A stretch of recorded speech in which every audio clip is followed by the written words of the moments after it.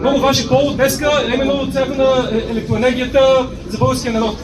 Това, което ние сме свидетели днес, е една поредна форма на геноцид на България. Това, което ти не можеш да си платиш за ценното, това, което без което един човек не може. Защо това става? Какво стана с зелената сделка? Какво означава зелената сделка? Това е един неолиберален механизъм.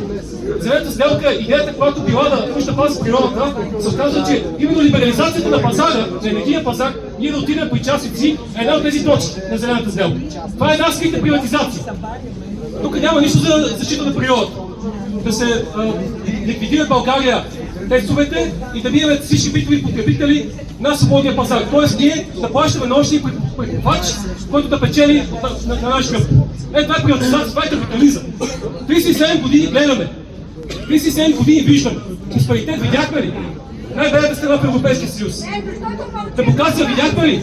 Какво стана с референдума за лева? Какво стана с изборите? Какво виждаме ние? Виждаме една схема, една измама. Какво стана за мира? Дали вече няма да има войни в Европа? Видяхме какво стана в Украйна. България основно продава там оръжие. Цяла Европа участва. Както видяхме днес Кюров, вчера по-точно какво подписва. Един нелегитимен в момента премиер подписва от името на цяла България. За 10 години. Какво стана с Иран?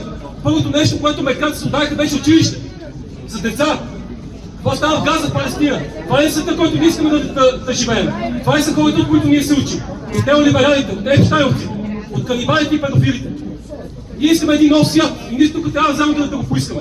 Света, който Ботев ни завеща. На Вапцаров и на Свиневски. Това искаме ние. Да живее България! Да живее България!